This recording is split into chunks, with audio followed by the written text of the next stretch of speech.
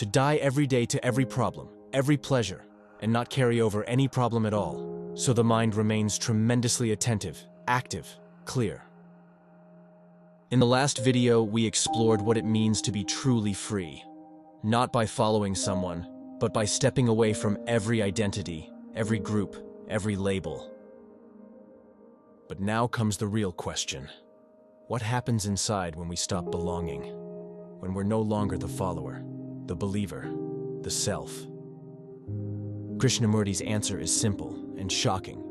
The observer is the observed. Normally, we live divided. We think, I feel anger. I must control it. I have fear. I must overcome it. I'm jealous. I should not be. But in this way, one part of the mind is always judging the other. The thinker controlling the thought. The ego managing the ego. Krishnamurti said, "This is an illusion. There is no division. The me who observes is made of the same content. There is only thought, watching itself. Fear, watching fear." When you see that the observer is the observed, you understand that the controller has no reality. There is only seeing. In that moment, something shifts. There's no more resistance, no more conflict between what is and what should be. And in that silence, in that pure observation, a different intelligence awakens. When there is such an observer, what he observes is something different, or something which he has to conquer or change and so on. Whereas if the observer is the observed, I think this is really a radical thing to understand. Really the most important thing to understand if we are going to discuss anything seriously. That in us, there is this division, this contradiction, the observer and the many fragments which he observes. The many fragments make up the me, the ego, the personality, whatever you like to call it, the many fragments. And one of the fragments becomes the observer or the censor, and that fragment looks over the various other fragments. Not knowledge, not analysis, but awareness beyond the self. Most of the time we react, we choose, like, dislike, judge, compare. But Krishnamurti invited us to observe without choosing. Can you look at fear without naming it, without trying to escape or fix it?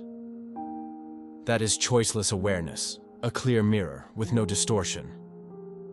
It means refraining from evaluating or judging what is being observed, avoiding analysis and comparison. Not trying to become better, not trying to change, just watching. And in watching, transformation happens naturally. Krishnamurti considered the ability to observe without evaluating as the highest form of intelligence, leading to greater clarity and understanding.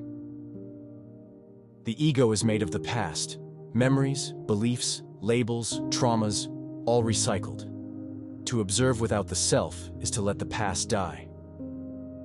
To me, it seems to be fairly clear that to observe there must be freedom, not only the outward phenomenon, but also to observe what is going on within ourselves. To observe without any prejudice, without taking any side, but to examine very closely, freely, the whole process of our thinking and our activity, our pleasures, fears, and all the things that we have built around ourselves, not only outwardly, but in ourselves as a form of resistance, compulsive demands, escapes, and so on. Freedom is not at the end. It is at the beginning when the self ends. And that is terrifying, because we're so used to being someone, but that someone is what suffers, compares, fears. When that me is quiet, something vast opens up, not mystical, just present, alive, still. It means observing without the interference of the me or the conditioned self, which is rooted in past experiences and biases. It involves a deep and attentive awareness of the present moment, without getting lost in the content of our thoughts. Krishnamurti didn't offer hope, he offered clarity. He said, "Don't believe me, don't follow me, just observe with all your being." Because in pure observation, the self loses its grip, and what remains is not emptiness, but freedom. Thank you for listening. If this touched something in you, feel free to like, subscribe, and share your reflections. Until next time, stay silent, stay aware, and keep seeing without the self.